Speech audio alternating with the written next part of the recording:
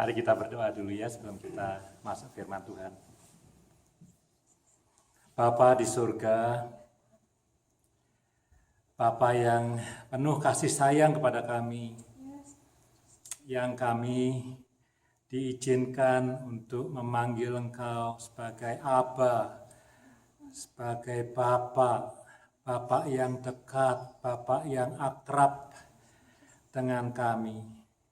Terima kasih Tuhan Yesus, terima kasih untuk segala kebaikan Tuhan. Terima kasih Tuhan, terima kasih untuk kasih sayang dan kasih setia Tuhan yang tidak pernah ada habisnya dalam kehidupan kami dan tidak pernah terlambat dalam kehidupan kami. Kami mau Tuhan sore hari ini sebelum mendengarkan firman Tuhan, dari hati yang paling dalam mengucap syukur untuk segala kebaikan Tuhan, mengucap syukur untuk segala penyertaan Tuhan dalam hidup kami, mengucap syukur untuk segala yang Tuhan sediakan dalam hidup kami, yang Tuhan izinkan kami alami. Terima kasih Tuhan Yesus. Di dalam nama-Mu kami berdoa dan mengucap syukur. Amin. Bapak Ibu sekalian, apa kabar? Baik ya? Ini kalau kapal nggak seimbang ini, oleng sebelah sini.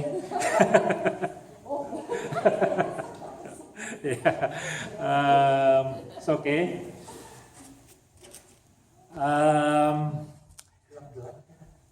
Gelap ya? Oh, saya nyalakan dulu Pak.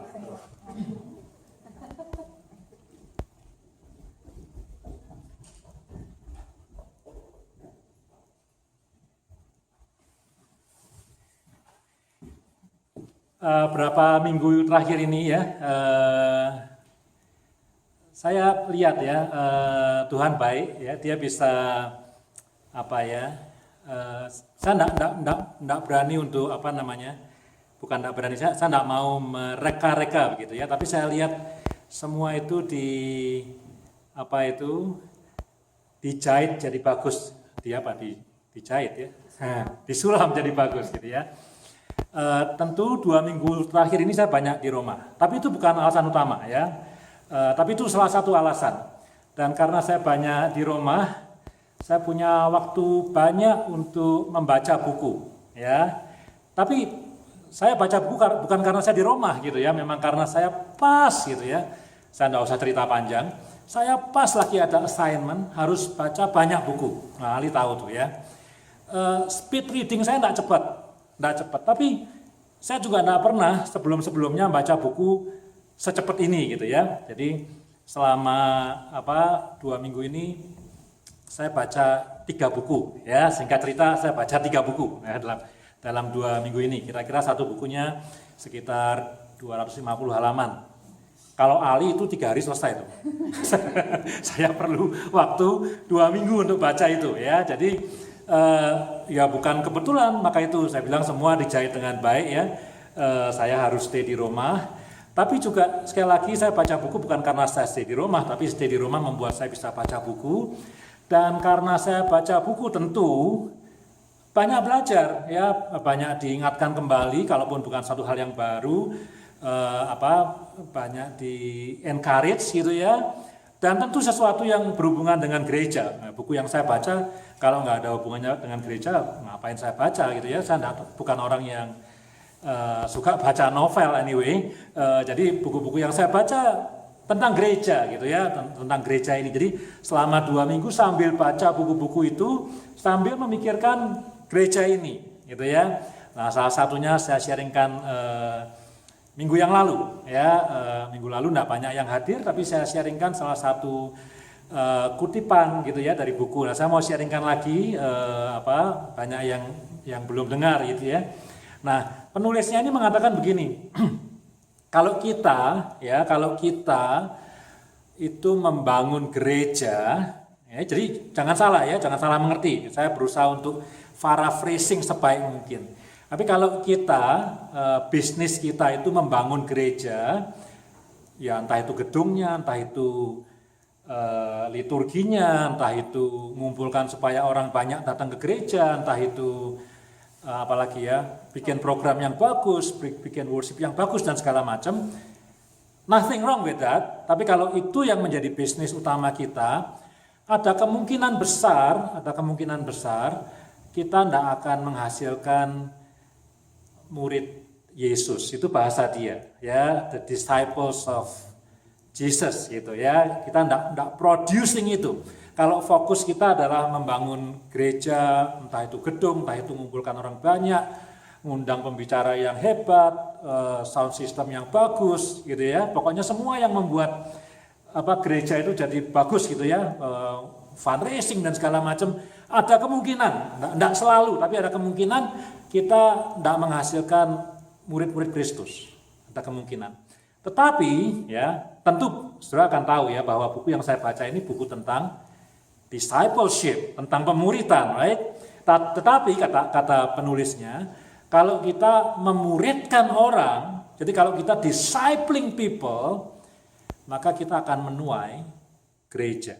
Nangkap ya permainan penulis ini. Ini orang kalau nulis itu pasti pintar bikin kata-kata yang bagus gitu ya. Itu penulis ya. Jadi kalau kita fokus pada gereja, organisasi, mengumpulkan orang banyak, worshipnya bagus, liturginya bagus dan segala macam, maka resiko yang paling besar kita lupa discipling people.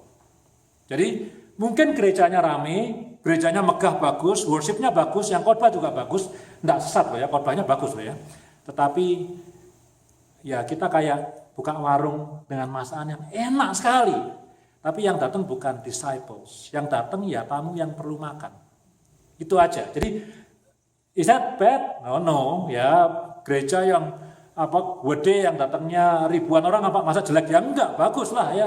Bisa mengumpulkan 10.000 orang. Pertanyaannya berapa orang atau berapa persen yang disciples, yang murid Yesus, yang followers of Christ ya.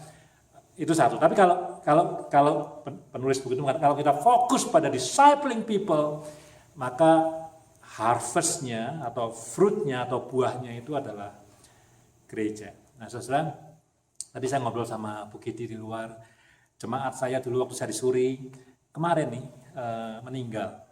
Usianya 76 tahun. Tapi pada waktu saya kenal dia, memang sudah sakit, ya, sudah banyak penyakitnya lah, bukan orang yang fit 100% gitu ya. Jadi minggu lalu jatuh sekali, tidak mau ke rumah sakit, ambulannya udah datang, tidak mau ke rumah sakit, ya. Jatuh 2 kali, Pak Sony sama Pak Agan dipanggil ya, untuk persuade dia supaya mau ke rumah sakit gitu ya. Kemudian ke rumah sakit dan kemarin meninggal seminggu di rumah sakit. Tapi bukan itu yang saya mau ceritakan. Tentu bukan berita yang baik orang meninggal. Tapi saya salut dengan suaminya. Ya, nah, suaminya usianya 89 tahun. Masih menyetir, ya, masih nyetir sendiri, masih ke grocery sendiri. Hidup hanya berdua kok, suami istri, tidak ada anak, tidak ada mantu di rumah, berdua saja. Ini suami masih driving, masih belanja sehari-hari, pokoknya saya tidak bilang 100% fit, dia punya sakit jantung, in fact, tapi that's the husband. Nah, sejak di rumah sakit, tiap pagi dia ke rumah sakit, ya, ke rumah sakit, nanti sore pulang, ya. Jadi saya telepon hari apa, saya lupa, hari Selasa atau Rabu saya telepon dia, baru pulang dari rumah sakit. Saya bilang, ini suami setia banget ya, ya. Dia punya banyak alasan untuk tidak ke rumah sakit. Alasannya apa? Udah tua kan, ya, capek dong rumah sakit, dan dia bilang di rumah sakit dia mesti pakai pakaian astronot tuh. Gara-garanya apa? Gara-garanya istrinya ketika dibawa sama ambulan ke rumah sakit, dites positif, gitu ya. Suaminya selalu bilang ini positifnya pasti dapat dari rumah sakit, bukan dari saya. Karena memang istrinya tidak pernah keluar di rumah, terus sudah bukan cuma seminggu 2 minggu, sudah beberapa tahun di rumah aja nggak pernah keluar gitu. Jadi dan suaminya nggak positif, gitu, cuma istrinya aja yang positif. Jadi bilang, wah ini dapat dari rumah sakit nih katanya ya. Jadi dia punya alasan, dia capek ya, sudah tua, apalagi kalau winter, meskipun Vancouver barangkali winternya nggak seperti Calgary. Terus tak tanya, tante gimana om? Apakah bisa ngomong? Enggak ya, tidur aja, sudah nggak ada reaksi apa-apa. Jadi banyak alasan yang membuat dia sebetulnya nggak harus ke rumah sakit, tapi dia setia datang ke rumah sakit. Wah tuh saya bilang saya salut sekali ya. Nah, terus saya waktu orang ini sakit dan suaminya rutin datang itu pas saya baca buku yang tadi saya sharing kutipannya tadi itu. Kalau kita discipling people, kita producing church. Tapi kalau kita fokus on building the church, ada resiko kita tidak discipling people. Kita tidak menghasilkan murid Kristus. Saya tanya-tanya, kita ini kalau nikah ya, kalau orang yang sudah menikah ya, apa ya, fokus kita itu apa ya? Ya, bangun rumah kah? Ya, kan ada yang bilang kalau menikah harus, nggak salah loh, harus punya certain amount of salary dulu. Ya kalau di negara-negara di mana male dominated ya suaminya lah. Ya dulu saya ingat teman SMA saya, teman yang terbaik itu bilang, gua nggak mau nikah kalau gajinya belum 5 juta. Waktu itu ya, kalau udah 5 juta baru mau nikah. Ya nggak salah, saya pikir kan mesti tanggung jawab juga untuk kehidupan material ya. Harus bisa makan, harus bisa renting apartemen dan segala macam. Nothing wrong, tapi pertanyaannya tuh dalam pernikahan kita itu fokus yang mau dibangun itu apa? Keturunankah, rumah, pekerjaan, kebahagiaan gitu ya? Atau sebetulnya loh ya, pada saat janji pernikahan itu, saya diingatkan sambil baca, sambil melihat si om sama tante ini, atau membangun kesetiaan, ya, faithfulness, loyalty, kasih sayang gitu ya. Nah, kalau kita fokus pada pokoknya nanti kalau gua nikah ya mau punya anak 5 misalnya. Ya, misalnya nih ya. Dan target ya setelah anak-anaknya umur 22 tahun semua mesti sudah punya bachelor. Jadi saya misalnya nih ya, saya udah kasih celengan. Ini buat anak pertama, anak kedua, anak ketiga, anak keempat, anak kelima. Ini misalnya saja ya, pokoknya by 22 years old, kalau mereka mencapai itu, mereka sudah punya bachelor, habis itu up to them. Silakan masing-masing. Ada yang targetnya barang seperti itu. Ada yang targetnya ya barangkali aku harus bisa punya rumah sekian, keluargaku sejahtera sekian, dan segala macam. Terserah gitu ya. Tapi kalau kita fokus pada itu, resikonya, ada resikonya ya, resikonya. Ketika sesuatu yang kita tidak inginkan terjadi, misalnya yang terjadi dengan jemaat saya ini, apakah kita masih bisa lihat the fruit of the faithfulness gitu ya, dari seorang yang 89 tahun yang punya banyak alasan untuk stay at home, wong di rumah sakit juga tidak bisa apa-apa, dia tidak bisa ngomong apa-apa, wong ini udah koma ya enggak, tapi juga tidak bisa ngomong apa-apa, tapi dia faithful to see his wife. Saya jadi bertanya-tanya dalam pernikahan, dalam keluarga, fokus apa yang kita bangun? Mestinya loyalty, faithfulness, love, gitu ya, bukan yang lain-lain. Ya, nah kalau itu yang dibangun, buahnya akan lain. Ya, nah itu sharing aja, bukan khotbah hari ini. Nah, berapa lama ini? Saudara-saudara, mari kita lihat Injil Markus pasal yang ke-12 ayat 1 sampai 12 ya. Injil Markus pasal ke-12 ayat 1 sampai 12. Oke, ini perumpamaan ya. Kalau di Injil Markus ya, ini perumpamaan yang terakhir. Setelah ini tidak ada perumpamaan lagi. Tetapi kalau di Injil Matius dan Lukas masih ada perumpamaan yang lain lagi. Jadi Markus hanya punya ini perumpamaan sebelum Tuhan Yesus meninggal, disalibkan ya. Markus 12 ayat 1 sampai 12. Markus 12 ayat 1 sampai 12, perumpamaan tentang penggarap-penggarap kebun anggur. Ya, penggarap-penggarap kebun anggur. Lalu Yesus mulai berbicara kepada mereka dalam perumpamaan. Adalah seorang membuka kebun anggur dan menanam pagar sekelilingnya. Ia menggali lubang tempat memeras anggur dan mendirikan menara jaga. Kemudian ia menyewakan kebun itu kepada penggarap-penggarap lalu berangkat ke negeri lain. Dan ketika sudah tiba musimnya, ia menyuruh seorang hamba kepada penggarap-penggarap itu untuk menerima sebagian dari hasil kebun itu dari mereka.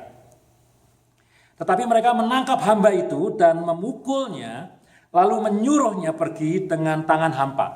Ya, hamba yang pertama. Kemudian ia menyuruh pula seorang hamba lain kepada mereka. Orang ini mereka pukul sampai luka kepalanya dan sangat mereka permalukan. Jadi dalam bahasa Yunani itu jelas sekali ada kata kepala. Lalu ia menyuruh seorang hamba lain lagi dan orang ini mereka bunuh. Ya, dibunuh. Sekarang tinggal hanya satu orang anaknya yang kekasih. Perhatikan ya, tinggal satu orang, tidak ada yang lain. Akhirnya ia menyuruh dia kepada mereka, katanya, anakku akan mereka segani. Tetapi penggarap-penggarap itu berkata seorang kepada yang lain, ia adalah ahli waris. Mari kita bunuh dia, maka warisan ini menjadi milik kita. Ya, kebun anggurnya jadi milik dia kalau ahli warisnya mati. Mereka menangkapnya dan membunuhnya, lalu melemparkannya keluar kebun anggur itu. Ayat 8 itu menarik ya. Nanti saya cerita kenapa dia menarik ya. Mereka menangkapnya, membunuhnya. Tapi mayatnya, jenazahnya dilempar keluar kebun anggur. Kan tadi kebun anggurnya dikasih pagar tuh sama tuannya tuh. Jadi setelah dia dibunuh di dalam, dilempar keluar. Ya. Kalau saudara baca Injil Matius dan Lukas, orang itu dibawa keluar dulu, baru dibunuh di luar. Itu significant difference ya antara Markus dengan Matius dan Lukas. Anyway, sekarang apa yang akan dilakukan oleh tuan kebun anggur itu? Ya, pertanyaan ini. Ia akan datang dan membinasakan penggarap-penggarap itu, lalu mempercayakan kebun anggur itu kepada orang lain. Nah ini nih yang menjawab ini tidak jelas ini. Ya, pertanyaannya kan sekarang apa yang akan dilakukan oleh tuan kebun anggur itu? Itu pertanyaannya Yesus. Yang jawab siapa? Bisa Yesus, ya. Bisa yang dengar itu. Oh ya, tentu ia akan datang dan membinasakan penggarap-penggarap itu. Lalu mempercayakan kebun anggur itu kepada orang lain. Tetapi, ya enggak usah bingung dulu. Kalau Injil Lukas yang jawab pasti Yesus, bukan orang banyak. Tapi Injil Markus membuka kesempatan bahwa yang jawab ini orang banyak. Nanti saya ceritakan kenapa seperti itu. Tidak pernahkah kamu membaca nas ini? Batu yang dibuang oleh tukang-tukang bangunan telah menjadi batu penjuru. Hal itu terjadi dari pihak Tuhan, suatu perbuatan ajaib di mata kita. Lalu mereka berusaha untuk menangkap Yesus. Karena mereka tahu, nah ini menarik ya, karena mereka tahu bahwa mereka lah yang dimaksudkannya dengan perumpamaan ini. Tetapi mereka takut kepada orang banyak, jadi mereka pergi dan membiarkan dia. Saudara mau khotbah lama atau sebentar? Itu Ali ya, lama tuh ya. Saudara, ya, ada berapa hal nih yang sudah perlu tahu nih ya. Bentar nih ya. Introduction dulu. Introduction. Ya. Kalau Tuhan Yesus mengajar melalui perumpamaan, ya, itu ada dua maksud. Ya, maksud yang pertama itu untuk attracting pendengarnya. Ya dong, sampai hari ini pun begitu, ya. Oleh sebab itu, kalau kita punya anak-anak yang masih kecil, mereka lebih attracted kalau kita telling story daripada kalau kita bilang, supaya diselamatkan syaratnya apa? Percaya kepada Yesus ya. Mereka cuma ngafal aja, tapi mereka tidak tertarik sama sekali. Apa ini ya? Jadi story itu attractive ya. Semua yang belajar di seminari tahu kenapa Yesus memberikan parable itu atraktif bagi kebanyakan orang ya. Jadi dan orang bisa connect ya, penabur. Mungkin sebagian pendengarnya penabur gitu ya. Jadi mereka bisa connect dengan story yang Tuhan mau sampaikan. Tetapi ada hal kedua ya, kenapa Yesus bicara dengan perumpamaan. Ini misterius dan ini saya tidak akan bahas sekarang ini, yaitu supaya membuat orang yang mendengarkannya tidak ngerti. Aneh ya. Tapi itu betul, ya itu kalau dibaca Matius 13 tuh, perumpamaan penabur, gandum dan ilalang, biji sesawi gitu ya. Biarlah engkau mendengar, tapi engkau tidak mendengar. telingamu terbuka tapi engkau tidak mengerti gitu ya. Jadi somehow parable itu membuat jadi tidak jelas gitu ya. Nah, tapi saya tidak mau bahas itu ya. Tapi parable itu membuat orang supaya dia attracted. Nah, perumpamaan yang kali ini ya ternyata pendengarnya tidak bingung. Pendengarnya nangkep dengan jelas sekali. Tadi ayat yang terakhir yang kita baca, pendengarnya marah, pengen nangkep Tuhan Yesus, pengen bunuh Tuhan Yesus, karena dia tahu ternyata Yesus ngomongin gua nih, ngomongin kita. Jadi orang-orang Farisi, ini yang ngerti itu orang Farisi dan ahli Taurat, ketika Yesus selesai mendengarkan itu, menceritakan perumpamaan itu, terus dia mengatakan, waduh ini dia nyinggung kita ini. Dia lagi ngomongin soal kita. Kita mesti bunuh dia. Ya.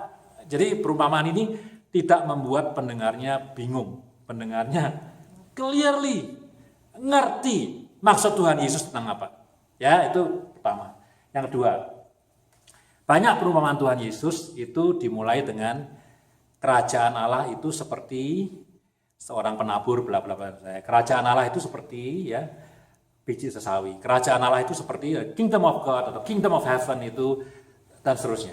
Tapi perumpamaan kali ini nih yang dalam Injil Markus itu bukan tentang kerajaan Allah sama sekali.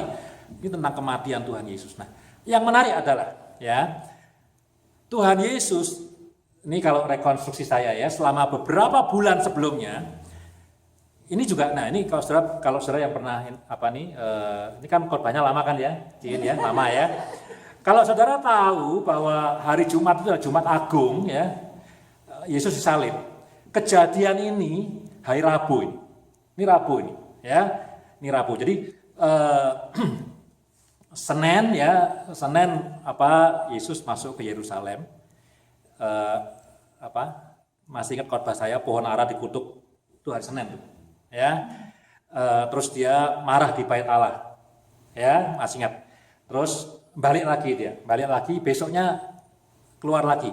Masih ingat waktu saya khotbah pohon ara, lewat di tempat yang sama, Petrus bilang, Yesus, itu pohon yang kamu kutuk kemarin, sekarang mati sampai ke akar-akarnya. Masih ingat itu ya? Itu hari Selasa. Balik lagi, ini Rebu nih. Ini Rebu, nah, 2 hari lagi dia mati. Nah, beberapa bulan terakhir sebelum dia mati, dia udah sounding kepada murid-muridnya 3 kali. At least Injil Markus 3 kali. Pemberitaan yang pertama soal kematiannya, pemberitaan kedua soal kematiannya, pemberitaan ketiga soal kematiannya. Tapi dia ngomong cuma sama murid-muridnya doang, nanti gue bakal mati ya, bakal disalib, bakal menderita dan seterusnya. Tapi ini pertama kalinya loh, dia ngomong sama para pembunuhnya. Ya, notabene orang-orang yang akan membunuh dia, musuh-musuhnya orang Farisi. Nanti tuh si anak tuh si ahli waris yang akan dikirim oleh bapak yang punya kebun anggur itu akan dibunuh. Interesting ya. Jadi ini pertama kali. Jadi ini bukan tentang the kingdom of God, tapi tentang kematian Tuhan Yesus. Tapi juga pertama kali Tuhan Yesus mengatakan tentang kematiannya kepada dia punya opponent, dia punya enemy, dia punya musuh gitu ya. Parable gitu. Nah, sekarang pertanyaan yang terakhir, bukan terakhir di khotbah ini, pertanyaan terakhir dari perumpamaan ini. Kan itu orang-orang Farisi kan kemudian tahu, oh ini perumpamaannya ini tentang aku ini, ya, tentang kita ini. Nah pertanyaannya, kapan mereka tahu? Nah itu pertanyaannya, apakah mereka tahu dari awal, apakah mereka tahu terakhir? Nah, itu pertanyaan yang penting sekali. Nah, kayaknya nih, nanti saya buktikan nih. Saya kalau ngomong kayaknya ada buktinya gitu ya. Kayaknya mereka baru tahu terakhir. Jadi, nah, sekarang saya kasih cerita ya. Saya kasih cerita yang very familiar. 2 Samuel 12. Masih ingat ya? Nabi Nathan ngomong sama Daud, negur Daud setelah dia berzinah dengan Batsyeba. Nabi Nathan bilang begini, ada seorang yang kaya punya banyak domba, dan ada seorang yang miskin punya domba cuma 1. Dan domba ini, saya ingat saya hafalin sebelum khotbah, jadi saya bisa ngomong. Dan domba ini hidup satu rumah, mungkin satu kamar dengan orang miskin itu dan dengan anak-anaknya. Makanya bareng-bareng, jadi pokoknya it's a one family, ada bapaknya ya, mungkin ada ibunya tidak diceritakan, dan ada anak-anak dan ada domba ini. Jadi sudah satu family dengan domba ini. Kalau yang kaya, dombanya di kandang ratusan. Satu kali orang kaya ini menerima tamu, tapi dia tidak mau nyembelih dombanya. Instead, dia ambil domba si miskin ini, dia sembelih, terus dia kasih kepada tamunya. Itu ceritanya, Nabi Nathan ngomong gitu. Terus Nathan nanya sama Daud, Daud, mesti diapain ini orang kaya? Wah, tuh Daud marah sekali. Ini kira-kira ya, kan storytelling kan, ambil orang itu, mesti dihukum mati. Ya, terus Nathan bilang, nah, orang kaya itu kamu, Daud. Nah, ini ceritanya sama ini nih. Mirip gitu ya. Jadi Daud enggak tahu sampai at the end Nathan bilang, ini kamu. Orangnya ini ternyata kamu. Nah, Saudara, saya ajak lihat Lukas ya. Paralelnya ini ya, Lukas. Lukas beda sendiri ya. Coba kita lihat Lukas. Kalau saya lihat Lukas 20 ayat 9. Ya, Lukas 20 ayat 9, perumpamaan tentang penggarap kebun anggur. Coba kita lihat ayat yang ke-16. Ayat 16 ini ya, tidak ada di Markus dan tidak ada di Matius. Cuma Lukas saja yang recording ini, ayat 16 ini. Ya. Saya baca mulai ayat 15. Lalu mereka melemparkan dia keluar kebun anggur dan membunuhnya. Ingat ya, jadi Lukas sama Matius, anaknya ini tidak dibunuh di dalam kebun anggur. Dibunuhnya di luar kebun anggur. Ya. Kalau Markus, bunuh dulu, mayatnya dibuang keluar. Tapi itu nanti, ya, nggak usah dipusingkan dulu. Nah, sekarang apa yang akan dilakukan oleh tuan kebun anggur dengan mereka? Jadi itu kayak Nathan nanya sama Daud, Daud, lu mau ngapain sama orang kaya yang ngerampok itu dombanya anak kecil itu, ya, orang miskin itu?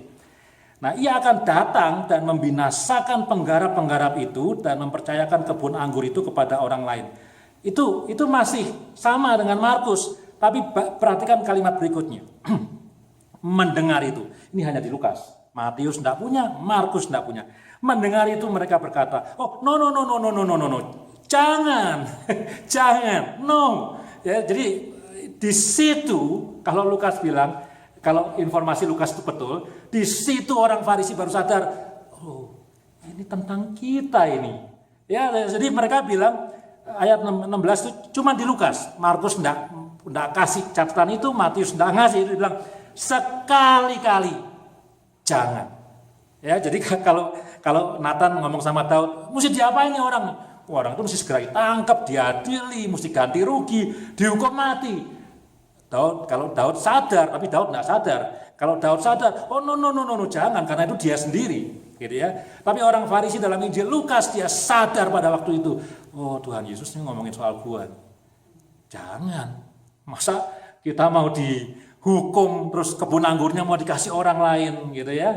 Nah itu menjawab pertanyaan kapan mereka tahu. Jadi kemungkinan sekali mereka tahu tidak di awal. Jadi di awal ketika Tuhan Yesus berkata cerita ini, bayangin ya.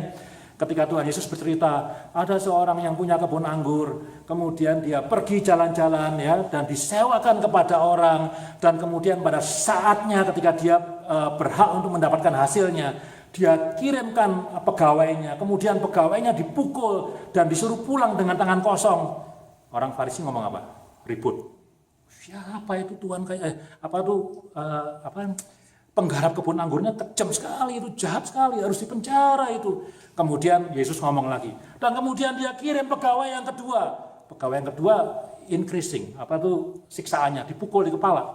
Ceder gitu ya, pancing di kepala ya. Kebetulan kepala itu bahasa Yunaninya kefali. Sama kan? Jadi obvious sekali, kepalanya dipukul dan dipermalukan. Itu yang kedua, ya. Kemudian pulang. Orang Farisi yang dengar, waduh, kita mesti panggil polisi ini.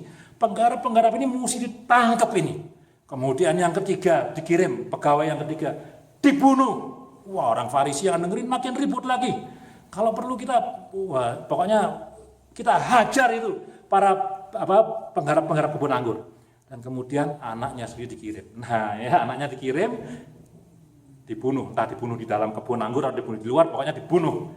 Nah terus Yesus nanya, itu yang punya tanah mesti ngapain? Ya, nah tadi yang saya bilang, entah yang jawab siapa, Oh ya harus dibinasakan penggarap-penggarap kebun anggurnya, kemudian kebunnya tadi harus dikasih ke orang lain. Di situ orang Farisi sadar.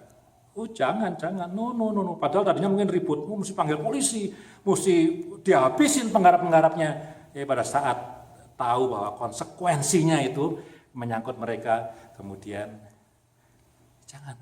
Mereka baru sadar, jangan kalau gitu, ya, jangan dihabisin, jangan dialihkan kebun anggurnya, ya. Nah, itu kira-kira dramanya, gitu ya. Nah, sekarang sedikit catatan kaki, ya, kenapa Markus dibunuh dalam kebun anggur, yang lainnya dibunuh di luar kebun anggur. Well, kebun anggur itu bicara soal apa, ya? Macam-macam. Israel adalah my vineyard. Ya, Yahweh bilang di perjanjian lama, Yesaya pasal 5, Israel is my vineyard. Jadi orang Israel itu adalah kebun anggurku. Beberapa orang mungkin mencatat Yerusalem itu adalah kebun anggur dari Tuhan, the center, ya, kota sucinya Yerusalem.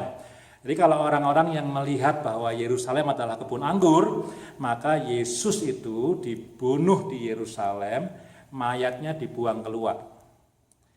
Tapi kalau Yesus itu, kalau anaknya dibunuh di luar, berarti Yesus dibawa keluar dari Yerusalem, karena Yerusalem is the holy city, kota suci. Tidak boleh ada pembunuhan di situ, maka Yesusnya dibawa keluar dulu, baru dibunuh. Nah sekarang saudara tidak perlu tahu nih ya, mana yang benar gitu kan. Cuman saya sudah berkali-kali mengatakan bahwa most likely Injil Markus itu the most original version of our gospel, gitu ya. Dan Injil Matius itu very obvious sekali. Injil Matius ditulis untuk orang Yahudi, jadi mereka tidak mau membuat kota suci Yerusalem itu menjadi cemar. Jadi kalau buat Injil Matius, haram hukumnya Yesus dibunuh di dalam Yerusalem. Dia harus dibawa keluar dulu, baru dibunuh di luar Yerusalem. But itu bahan kuliah. Ya. Oke, nah. Sekarang khotbahnya nih ya, Apa yang kita bisa pelajari saudara-saudara ya? Ada berapa hal. Yang pertama, ya, saya berharap kita semua yang ada di sini, kalau saya lihat wajah-wajahnya, kita bukan orang Kristen yang baru. Semua yang ada di sini tidak ada tamu yang baru, semua tahu. Saya berharap kita tahu bahwa seluruh dunia ini, ya, saya ngomongnya agak ini ya, dunia gitu ya. Dunia ini adalah milik Tuhan. Ya, so easy. Meskipun kata-katanya abstrak, tapi dunia ini milik Tuhan. Negara ini, Kanada atau Indonesia, negara ini atau Amerika, semua negara adalah milik Tuhan. Ya, betul kan? Provinsi ini, Alberta, juga milik Tuhan. Right? Calgary juga milik Tuhan. Ya, apa sih yang tidak milik Tuhan? Ya, keluarga kita juga adalah milik Tuhan. That right, ya. Pekerjaan yang kita punya sekarang ini sebenarnya juga adalah milik Tuhan. Kalau kita mungkin bilang, oh, saya membangun perusahaan ini dari kecil loh. Ya, saya berkorban, tidurnya sedikit, jual ya, saudara, semua ini milik Tuhan. Ya, kita bisa bilang, saya kerja keras untuk perusahaan saya ini. Ya, banting tulang. Jual mobil, jual rumah untuk membangun PT ini, ngurangin tidur, kerja keras dan segala macam. Atau sudah bisa mengatakan pekerjaan ini adalah hasil kerja keras saya. Saya untuk interview dan diterima itu saya belajar betul-betul supaya bisa jawab pertanyaan-pertanyaan interviewnya. Apalagi gelar ini entah master entah doktor itu hasil kerja keras saya. Karena saya kalau mau ujian itu belajar semalaman supaya saya bisa jawab pertanyaan-pertanyaan dan seterusnya. Ya, keluarga ini punya saya, rumah ini punya saya. Well, kalau mau terus di-argue, ya tidak ada salahnya. Ya, kita kerja keras untuk itu. Tapi perhatikan. Tuhan itu bisa, ya. Kalau mau tahu siapa contohnya, misalnya Ayub gitu ya, kisah Ayub. Tuhan itu bisa membuat yang ada seketika menjadi tidak ada. Ya, artinya apa? Ya, memang Tuhan tidak megang gembok rumah kita. Kalau ada gemboknya, zaman dulu rumah ada gemboknya. Tuhan tidak megang gembok rumah kita. Tapi dia punya authority, dia punya otoritas untuk dalam sekejap membuat rumah yang kita banggakan itu karena konsleting listrik kebakar habis. Dia bisa. Ya, jadi dia punya otoritas. Kita bisa ngunci pintu, bisa buka pintu. Cuman itu aja. Ya, tapi dia bisa. Ayub yang tadinya kaya habis semuanya, tapi juga seketika bisa dikembaliin double. Ya, dia punya otoritas.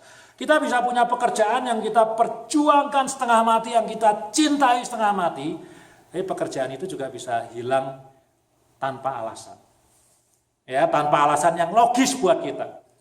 Ada orang sehat tiba-tiba sakit, ada orang sakit tiba-tiba sehat, tidak bisa jelaskan. Ya, hanya untuk mengatakan apa? Bahwa final authority, otoritas itu ada pada tangan Tuhan sendiri. Ya, nah, saya mau kasih tahu, Tuhan itu pemilik segala sesuatu, termasuk hidup kita. Kita dikasih nih gratis semuanya, ya toh? Masa bayar supaya hidup di Kanada? Loh, ya bayar untuk renting rumah, bayar. tapi kan Tuhan enggak gini, enggak bilang sama orang-orang, orang-orang, mau enggak jadi warga negara Kanada? Kalau mau aku bikinin nih, ya. Tiap orang patungan $100, ya. Dalam sebulan aku bikin negara ini. Ada ibu kotanya, ada danaunya yang indah, ada gunungnya yang bagus, jalannya aspal, kan enggak begitu. Ya. Tanah ini sudah ada duluan, kemudian orang datang, gitu kan. Tuhan sediakan. Ya, jadi Tuhan punya kebun anggur. Ya, dia sediakan apa itu menara jaganya tadi yang kita baca itu, dia bikin pagernya, dia bikin tempat pemerasannya. Jadi all provided, disediakan sama Tuhan semuanya, milik Tuhan. Ya, terus dia sewakan kebun anggurnya. Ya, tadi itu pertama ya, prinsipnya pertama adalah semua dalam kehidupan kita ini milik Tuhan. Ya, terus yang nomor dua kemudian Tuhan menyewakan. Nah, sekarang kita perlu belajar sedikit dong ya dengan budaya orang Yahudi pada waktu itu, which is not too much difference dengan keadaan kita hari ini. Saya tidak tahu di Kanada, tapi barangkali di Indonesia is very common untuk tuan tanah itu menyewakan tanahnya. Ya, jadi ada petani di Indonesia itu ada dua, petani pemilik sama petani penggarap. Betul lah ya. Petani penggarap ya biasanya lebih miskin. Not necessarily poor, tapi lebih miskin. Petani pemilik dia punya tanah banyak. Ya dia sewa-sewain. Ya dia bisnisnya bukan bisnis pertanian, bisnis dia bisnis properti. You mau nanam apa aja terserah. Mau nanam anggur, mau nanam jagung, mau nanam sawah, it's up to you. Ya. Nah biasanya bagi hasil, right? Dan biasanya yang dapat lebih banyak tentu yang penggarapnya. Ya. Yang punya properti tidak perlu banyak-banyak, 25% is enough. Ya, jadi kalau misalnya dalam satu musim itu menghasilkan $1.000, penggarapnya dapat 750. Mereka kerja keras setiap hari. Mereka nyangkul, mereka nyiram, modal pupuk, segala macam. Mereka mesti apa lagi? Basmi hama dan segala macam. Pemiliknya jalan-jalan ke luar negeri itu. Ya, jalan-jalan lama gitu kan. Nanti pada saatnya sesuai dengan perjanjian 25% aja. Ya, kadang mungkin cuma 10%. Ya, dia enggak kerja apa-apa kok. Dia pokoknya nyewakan tanahnya, penggarapnya kerja keras, penggarapnya dapat untung total berapa, bagi hasil. That's true. Ya. Jadi saudara, apa yang Tuhan berikan kepada kita, tadi semua itu milik Tuhan ya. Entah pekerjaan, entah itu keluarga, entah itu pendidikan, ya, semua perusahaan, ya, semua yang kita bisa nikmati dalam kehidupan ini, kesehatan, ya, perhatikan. Ini nomor 2 nih mungkin yang paling penting dari khotbah ini. Itu sifatnya adalah, jangan kaget ya, investasi. One day legally, ini legal ya, ini legal. Saya nggak ngomong spiritual. Legally, dia akan minta bagi hasil. Nggak tahu perjanjiannya kapan, ya. Tiap tahun kah? Oh, jangan mikir yang aneh-aneh ya. Saya nggak ngomong soal duit ya.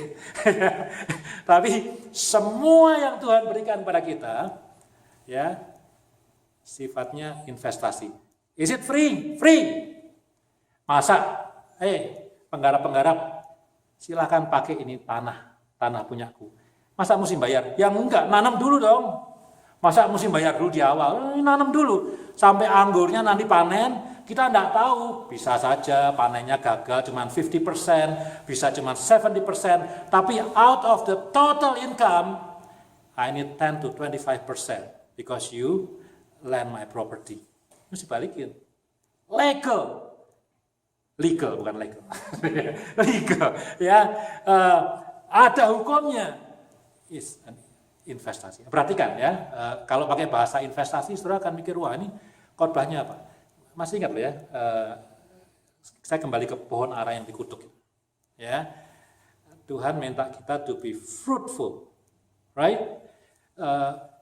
Masih ingat nggak khotbahnya? Nggak peduli kapan itu, nggak peduli waktu, nggak peduli kita siap atau nggak siap. Itu pohon ara nggak siap tuh, nggak musim berbuah. Tuhan menuntut kita untuk be fruitful.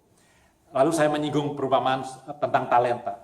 Ya, Yesus bilang, berbahagialah engkau hambaku yang setia. Hamba yang setia itu yang seperti apa? Bukan cuma hamba yang membuat talenta itu safe di dalam tanah, tapi hamba yang melipat gandakan talenta itu dari 5 jadi 10, dari 2 jadi 4. Right? Jadi orang itu harus fruitful. Tuhan itu menantikan buahnya. Waktu dia kasih kita semua berkat itu, ya entah nggak tahu berkat kepinteran, berkat harta benda, berkat pekerjaan, berkat keluarga yang bahagia, berkat apapun juga, it's free. It's free. Ya, termasuk, saya kalau mau ngomong lebih jauh lagi, termasuk your salvation is free. Ya, tapi the salvation, ya itu investasi. Maka itu, nah ini cerita saya diskusi sama Ali beberapa hari yang lalu kan. So, saya ikut Bible study ini, Cik Nunu ya, masih ingat toh? Yakobus mengajarkan apa? Iman tanpa perbuatan mati. Saya tanya sama Ali. Ini gara-gara buku yang saya baca ini nih. Buku yang saya baca ini membagi ada 3 jenis orang Kristen. Ya, bukan ada 3 jenis orang, bukan orang Kristen. Yang nomor 1, orang bukan Kristen. Artinya tidak percaya kepada Tuhan Yesus. Yang nomor 2, orang yang percaya kepada Tuhan Yesus, tapi hidupnya tidak betul. Yang ketiga, orang yang percaya Tuhan Yesus dan hidupnya betul.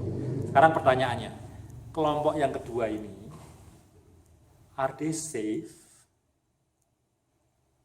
Kristen, dibaptis, verbally, I believe in Christ Jesus.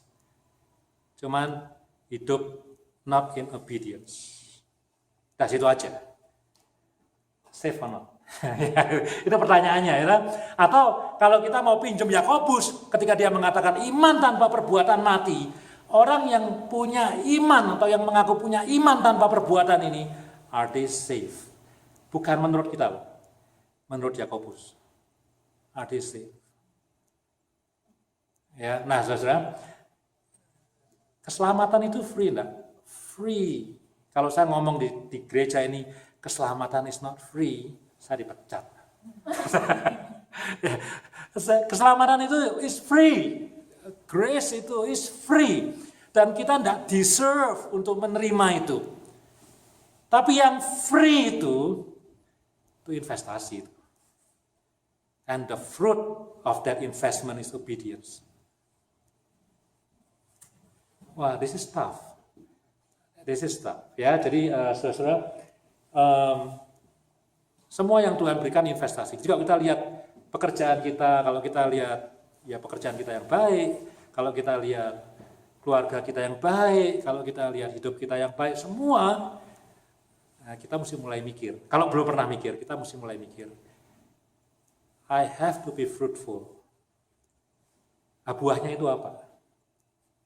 Kalau nanti sampai Tuhan kirim pegawai pada waktu panen untuk bagi hasil, ya, kita mesti 10% atau 25% atau nggak tahu perjanjian kontraknya berapa itu, kita mesti mau balikin apa ke Tuhan. Itu kita perlu pikirkan, karena semua yang kita nikmati ini free from God, blessing from God, grace from God, tapi sifatnya adalah investment. Dia tunggu waktunya supaya kita bisa fruitful. Ya. Oke, nomor 3. Nomor 3 ya. Siapa sih orang-orang yang dikirim sama Tuhan itu untuk nagih bagi hasilnya? Ya. Yang pertama dipukul, yang kedua dipukul kepalanya dan dipermalukan, yang ketiga dibunuh. Ini Markus ya. Matius sama Lukas punya variasi yang beda tapi kira-kira sama. Siksaannya escalate, tambah naik gitu ya. Pertama cuma dipukul, kedua dipukul di kepalanya sama dipermalukan, yang ketiga dibunuh. Kemudian anaknya dibunuh, semua sama dibunuh. Siapa? Hampir semua penafsir, jadi saya nggak mau yang aneh-aneh gitu ya, akan mengatakan bahwa orang-orang ini adalah nabi-nabi Tuhan yang dikirim. Masih ingat Lukas 16? Lazarus sama orang kaya itu loh. Kemudian dua-duanya mati ya. Kemudian Lazarus di pangku Abraham, orang kaya kepanasan di neraka. Lalu orang kaya bilang sama Tuhan, bilang sama Tuhan atau bilang sama Abraham, saya lupa. Abraham ya, tolong kirimkan Lazarus kembali ke dunia untuk ngasih tahu my siblings, ya karena ini panasnya nggak karuan, nggak enak ini, supaya my siblings bertobat, supaya nanti kalau mereka mati tidak senasib dengan saya. Abraham bilang apa? Wah, nabi-nabi yang sebelum ini sudah dikirimkan. Ini tentu tidak ngomong soal siblingnya dia, tapi ngomong soal orang Yahudi yang tidak mau percaya. Sudah dikirim dan kamu tidak bertobat juga. Apalagi Lazarus yang orang miskin, yang tidak punya pakaian yang proper ngomong. Mana ada yang mau dengar? Percuma. Ya, nangkap ya. Jadi orang Israel terkenal gitu ya, menolak nabi-nabi gitu ya. Nabi atau hamba Tuhan, saya tidak mau ngomong soal pendeta ya, mesti hati-hati sini ya. Tapi nabi yang dikirim ini kita stick on the Bible, banyak yang ditolak oleh orang Israel. Firman Tuhan ditolak orang Israel, hidup dalam disobedience. Akibatnya tahu sendiri. Nah, ya. Nah, untuk poin yang ketiga, saya ngajak kita untuk buka Alkitab kita. Ya. Kenapa? Ini penting nih. Udah ngantuk belum? Aduh, ya semangat saya Cik. Ya. Ini penting nih. Karena apa? Karena perumpamaan di dalam Markus pasal ke-12 itu ada backgroundnya. Backgroundnya adalah Yesaya pasal yang ke-5. Nah, ini backgroundnya nih. Ya, Yesaya pasal 5. Saya baca ya. Percis nih, terutama ayat 1-3. Aku hendak menyanyikan nyanyian tentang kekasihku. Nyanyian kekasihku tentang kebun anggurnya. Kekasihku itu mempunyai kebun anggur di lereng bukit yang subur. Ia menyangkulnya, tadi menggali ya, dan membuang batu-batunya dan menanaminya dengan pokok anggur pilihan. Ia mendirikan sebuah menara jaga, percis banget sama tadi itu ya, di tengah-tengahnya dan menggali lubang tempat memeras anggur. Cocok sudah dengan Markus 12. Lalu dinantinya supaya kebun itu menghasilkan buah anggur yang baik. Tetapi yang dihasilkannya ialah buah anggur yang asam. Ya. Maka itu saya mengajak kita semua yang dengar khotbah hari ini mulai mikirkan, one thing to be thankful for all the blessing from God, but number 2, what is the fruit? Karena satu kali dia akan datang menyuruh pegawainya untuk ngambil hasilnya. Maka sekarang hai penduduk Yerusalem dan orang Yehuda, adililah antara aku dan kebun anggurku itu. Apakah lagi yang harus kuperbuat untuk kebun anggurku itu yang belum kuperbuat kepadanya? Aku menanti supaya dihasilkannya buah anggur yang baik, mengapa yang dihasilkannya hanya buah anggur yang asam? Ya, nanti akhirnya nih, mulai ayat ke-8 tuh, Itu ke-8 sampai habis tuh celakalah. Ayat 11 celakalah ya. Ayat berapa tuh? 18 celakalah. Ayat 20 celakalah. 21 celakalah. 22 celakalah. Dan endingnya dibuang ke Babilonia. Ya, jadi endingnya dari pasal 5 ini orang Israel dibuang, dihukum sama Tuhan, dibuang ke Babilonia. Ya, ngeri sekali ya, mengerikan ya. Saya tidak mau mengatakan bahwa Babilonia itu adalah gambaran soal neraka, gitu ya. Saya tidak mau mengatakan bahwa ketika orang Israel dibuang ke Mesir dan kemudian jadi budak di sana, itu adalah neraka, gitu ya. Tetapi saudara, gambaran-gambaran dalam perjanjian lama mengenai pembuangan di Babilonia, perbudakan di Mesir, itu adalah kalau kita bilang pre-figure. Nah, figure itu gambaran, pre itu sebelumnya, gambaran sebelumnya bagaimana manusia itu dibelenggu oleh dosa dan perlu dibebaskan oleh Kristus Yesus di atas kayu salib. Ya, saudara, itu yang terjadi ya dengan orang Israel. Karena mereka menolak nabi-nabi, mereka menolak untuk taat kepada Tuhan, akibatnya apa? Akibatnya dibuang ke Babilonia. Akibatnya apa? Dijadikan budak di Mesir. Akibatnya apa? Kalau kita lihat kepada Markus 12, mereka akan dibinasakan, penggarap-penggarap itu, dan kebun anggurnya akan diberikan kepada orang lain. Nah, itu orang Yahudi tersinggung sekali. Ya, kenapa tersinggung? Karena dia tahu orang lain itu adalah bangsa yang lain. Kalau kita mau tafsirkan lebih jauh, ya. Jadi salvation itu sudah bukan lagi exclusively belongs to the Jews, tapi juga kepada Gentiles, kepada orang-orang lain yang bukan Yahudi. Oke, yang terakhir nih. Wah, ya, yang terakhir. Ayo kita baca masih Markus 12 nih ya. Langsung setelah ayat 12 ya, Markus 12 langsung setelah ayat 12 itu selesai. Sebetulnya setelah ayat 12 selesai itu ada satu perikop judulnya membayar pajak kepada kaisar. Ya. Itu saya bisa bahan khotbah sendiri. Saya tidak mau khotbahkan itu, tapi saya tertarik sekali dengan ayat ini. Menarik sekali ayat ini karena di bagian terakhir ya. Tahu kan ceritanya kan? Jadi saya tidak mau cerita, nanti kelamaan. Tapi Yesus yang mencobai dua kelompok, yaitu yang satu disebut sebagai kelompok Herodian, ya, ditulis semua sini. Kelompok Herodian dan kelompok Farisi. Herodians tentu waktu itu Palestina di bawah kekaisaran Roma, ya, jadi rajanya Herodes. Penjajahan itu kalau buat orang Yahudi itu bukan hanya aku dijajah, Indonesia dijajah Belanda. Bukan hanya seperti itu. Tapi itu problemnya menyangkut iman, agama, menjadi najis gitu. Jadi, nah saudara, ini kita ngomong-ngomong sedikit ya. Kalau misalnya Indonesia gitu, orang Indonesia yang barangkali majority itu beragama Muslim begitu ya. Kemudian dipimpin oleh seorang presiden yang non-Muslim. Itu bukan cuma majority and minority. The problem mungkin ada problem soal iman. Ini tidak benar ini. Nangkep maksud saya ya. Jadi ada problem yang lebih dalam dari sekedar, masa kita dipimpin oleh minority sih? Ya mungkin problemnya bukan itu.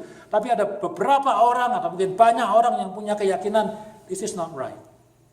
Religiously this is not right. Itu orang Yahudi. Aku di bawah Romawi, di bawah Herodes, apalagi mesti bayar pajak ke dia, it's not right. Saya bayar pajak kepada orang kafir, it's not right. Ini is a sin.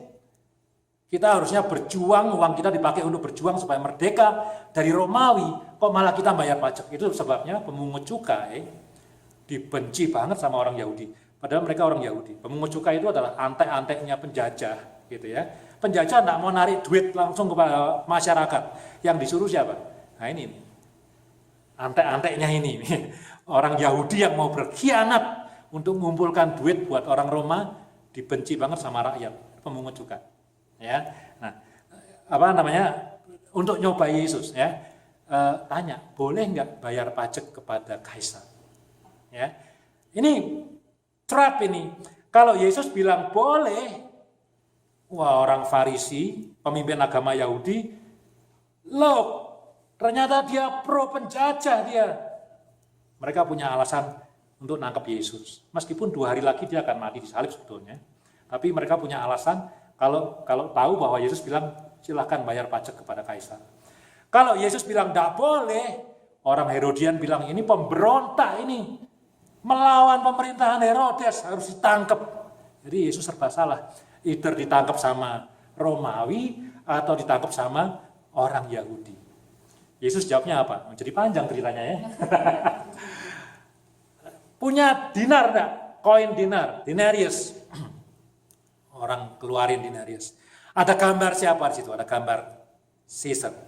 Lalu Yesus bilang gini, apa yang harus diberikan kepada Kaisar, berikan kepada Kaisar. Apa yang harus diberikan kepada Tuhan, berikanlah kepada Tuhan. Ya, ini sebenarnya khotbah sendiri, nggak ada hubungannya dengan perumahan tadi. Tapi ketika saya kalau menyiapkan khotbah biasa baca yang sebelumnya dan setelahnya. Ketika saya baca ini, saya kaget sekali ya. Kan sebelum meminjam tanah itu, apa tuh, kebun anggur tadi, kan taken dulu tuh. Ya, tadi saya sudah bilang kan, you got 75%, I got 25%. Atau you got 90%, I got 10%. Bagianmu ambil, bagianku you kasih ke aku dong. Bagian Kaisar you give to Caesar. Bagian kepada Tuhan you mesti kasih ke Tuhan dong. Cuman seringkali, ya ini seringkali. Ini pertanyaannya bukan fruitful atau fruitless lagi ini. Ini fruitful, sudah panen, sudah dapat 10 juta dolar, uangnya udah ada ini. Cuman rakus, serakah.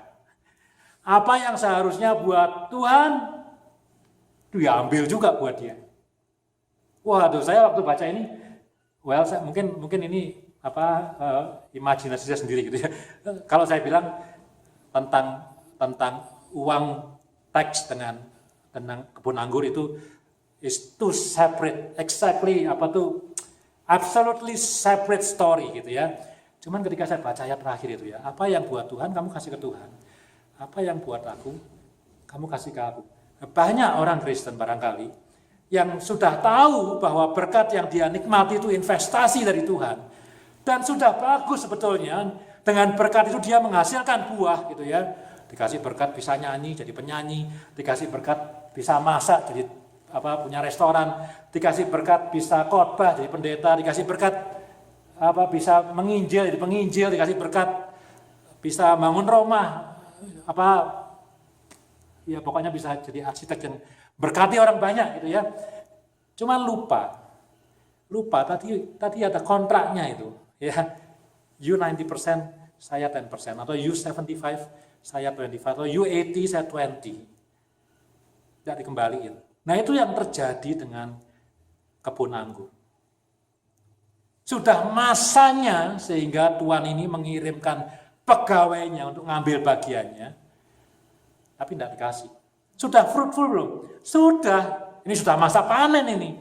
Kebun anggurnya sudah ada buahnya belum? Sudah. Ini bukan orang yang tidak berbuah. Ini tadi lain dengan poin yang kedua tadi. Kalau poin yang kedua tadi, orang dikasih berkat tapi tidak berbuah. Ini sudah berbuah, sudah masa panen, tapi tidak dikembalikan kepada Tuhan sesuai dengan perjanjian. Wah, menakutkan sekali ya saudara ya. Ya, jadi ini sudah bukan lagi tentang Yakobus tadi ya. Bukan lagi orang yang beriman tapi tidak berbuat gitu ya. Ini barangkali beriman berbuat tapi hasilnya dimakan sendiri gitu ya. Tidak dikembalikan kepada Tuhan. Nah, saudara, itu adalah perumpamaan tentang kebun anggur. Saya mau tutup. Tapi nutupnya nggak cepat-cepat amat. Tapi ini benar janji terakhir ini ya. Where's my note?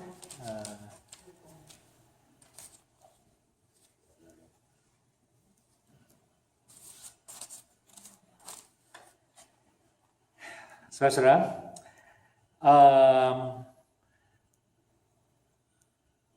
kalau misalnya ini gereja Lutheran ya, Katakanlah pemiliknya adalah, katakanlah Pastor Kevin, pemilik gedung ini.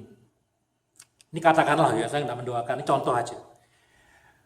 Lalu gereja Lutheran itu terus sepi.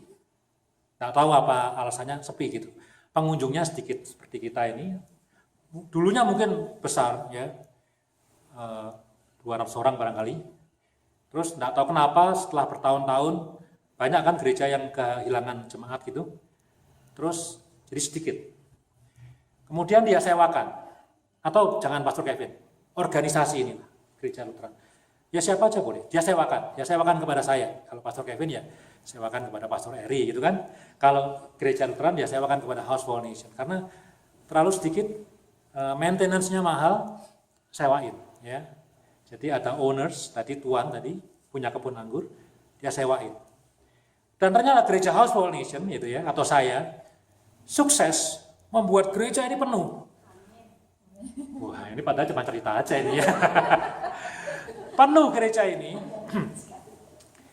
Dan ibadahnya bukan cuma 1 kali, sampai 2 kali, 3 kali gitu ya. Sampai akhirnya barangkali Pastor Kevin mikir, daripada gua ngurusin orang yang sedikit ini, cuma belasan orang, biar House for Nation aja, aku terima aja pokoknya 10% kayak 20%, aku enggak perlu lagi persembahan jemaatku, pokoknya mereka bayar sewa rutin dan gitu ya, atau gereja Lutheran happy gitu ya, happy ya. Kalau perlu dijual gitu ya, tapi ini cerita di Alkitab kita nggak jual, nyewa gitu kan. Nah, setelah 5, 6, 7, 8, 9, 10 tahun, orang kenal gereja ini gereja apa? Oh, House for Nation dong ya. Ya, House for Nation gitu ya. Yang dikenal mungkin kalau pastor gitu, bukan Pastor Kevin, Pastor Eri barangkali. Karena rame, semua orang ngomong pastornya siapa, pastornya dia. Organisasinya apa? Organisasinya dia. Ya kan? Nah, terus saya bayangin 2000 tahun yang lalu ketika Tuhan Yesus ngomong soal perumpamaan, dia nyewain kebun anggur. Ya orang-orang, tetangga-tetangga itu ya, di sekitar yang mengusahakan kebun anggur ini, kalau ditanya, ini kebun anggurnya siapa ya? Oh, kebun anggurnya Pak Agus. Ya, Pak Agus itu siapa? Bukan pemiliknya, penggarapnya, yang tiap hari kelihatan di kebun itu. Kalau buruhnya itu digaji harian, buruhnya tidak pernah pusing dengan siapa tuan yang pergi jauh itu. Buruhnya cuma pusing sama Pak Agus. Pokoknya hari ini aku mesti terima gaji dari Pak Agus. Bosku siapa? Pak Agus. Tetangga-tetangga yang lainnya taunya siapa? Pak Agus. Kalau butuh pekerjaan dari siapa? Cari Pak Agus. Pemiliknya lagi jalan-jalan ke luar negeri, enggak tahu kemana. Pak Agus. Ya, nah saudara, it's okay, itu cuma perumpamaan aja ya. Nah kadang-kadang saudara, Pak Agus itu ya karena dia dianggap sebagai pemilik, dikenal sebagai pemilik, dikenal sebagai tuan dari kebun anggur itu, ya kadang-kadang dia jadi mabuk gitu ya. Mabuknya mabuk normal, dan dia kemudian merasa, oh iya, aku ini adalah pemilik dari kebun anggur ini. Dia lupa, kamu cuma nyewa doang sebetulnya. Kamu cuma dikasih kebun anggur ini, sudah lengkap dengan menaranya, dengan alat pemerasannya. Yang bikin tuannya loh, bukan dia. Kamu cuma kerja doang di sini, nanti mesti bagi hasil. Tapi by years, gitu ya, dia merasa, oh iya, aku ini adalah pemilik dari kebun anggur ini. Saudara, kalau di antara saudara dan saya ada yang merasa bahwa aku adalah pemilik dari pekerjaanku yang aku kerjakan sekarang ini, aku adalah pemilik dari gereja, ya orang sering bilang loh ya, gereja milik siapa? House for Nation, milik Tuhan. Ya toh? Nah, tapi kalau orang Indonesia ke Vancouver, gerejanya siapa? Gerejanya Pak Sony. Very natural ya. Gerejanya siapa? Gerejanya Rick Warren. Namanya apa? Lupa namanya apa ya. Pokoknya pastornya Rick Warren. Ya. Gerejanya siapa? Joel Austin. Saya aja lupa nama gerejanya apa ya. Pokoknya pastornya Joel Austin. Ya. Gerejanya siapa? Billy Graham. Dan seterusnya. Nama-nama besar jadi pemilik. Nah, saudara kalau ada saudara yang saat ini termasuk saya merasa sudah bertahun-tahun kan Ya hidup kita sudah lama kan. Ya ini punyaku.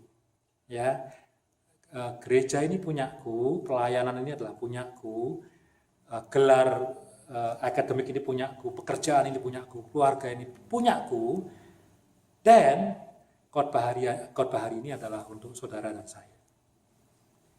No, it's not yours. Kamu cuma nyewa doang. Jangan lupa bayar sewanya, ya. Jangan lupa bagi hasilnya. Jadi saya nak ngomong lagi, you have to be fruitful. That's not the questions of this sermon. Itu question khotbah waktu pohon ara dikutuk. Kita harus berbuah.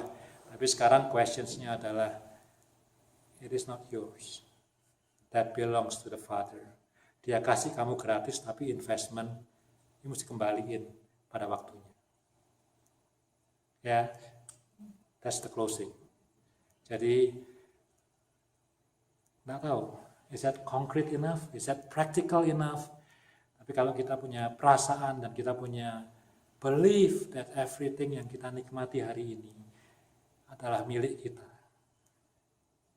Milik kita, dan khotbah ini buat kita. No, that belongs to God. Dan one day dia akan kirim orang, atau mungkin dia sudah kirim orang, dan kita pukul orangnya. Wah, mesti bertobat kita. Mana bagi hasilnya? Pukul. Mana bagi hasilnya? Dipermalukan atau bahkan dibunuh gitu ya. Maka firman ini adalah buat kita. Ada bagian untuk kaisar, berikan pada kaisar. Ada bagian untuk kamu dan saya.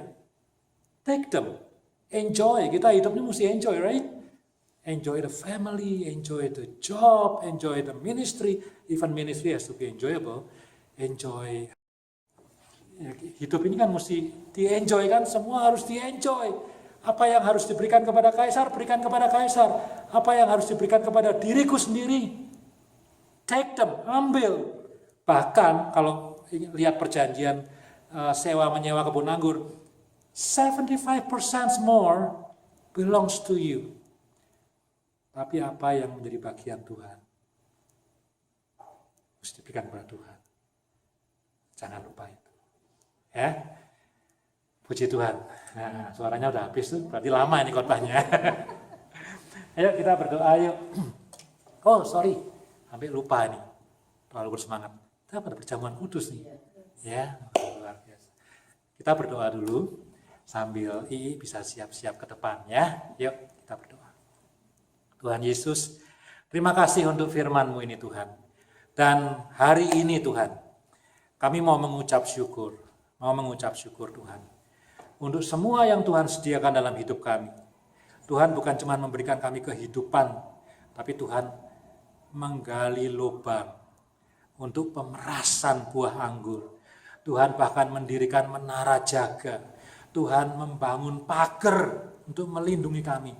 Tuhan membangun semua infrastruktur, memberikan kami bukan cuma hidup seorang diri, memberikan family, memberikan pekerjaan, memberikan pendidikan, memberikan semua yang bisa kami nikmati dalam hidup ini Tuhan. Untuk semua itu kami ingin mengucap syukur. Kami ingin mengucap syukur Tuhan. Dan terima kasih Tuhan, hari ini firman mengatakan bahwa semua itu Tuhan bukan milik kami, tetapi adalah milik-Mu Tuhan. Dan terima kasih kami boleh menikmati semua itu. Terima kasih untuk firman-Mu Tuhan. Ingatkan kami hari ini Tuhan. Ingatkan kami hari ini. Kami punya perjanjian dengan Engkau. Engkau legally, Engkau punya alasan legal untuk mengambil bagian. Tidak tahu kapan, mungkin sudah pernah. Ampuni kami kalau kami memukul orang yang Engkau kirim. Ampuni kami kalau kami mempermalukan orang yang Kau kirim. Ampuni kami kalau kami pernah membunuh orang yang Kau kirim, Tuhan. Tolong Tuhan Yesus, tolong supaya kami bisa hidup, tahu apa bagian kami, tahu apa bagian yang kami harus berikan dan kembalikan kepada Engkau Tuhan. Terima kasih Tuhan Yesus, terima kasih. Dalam nama-Mu kami berdoa dan mengucap syukur.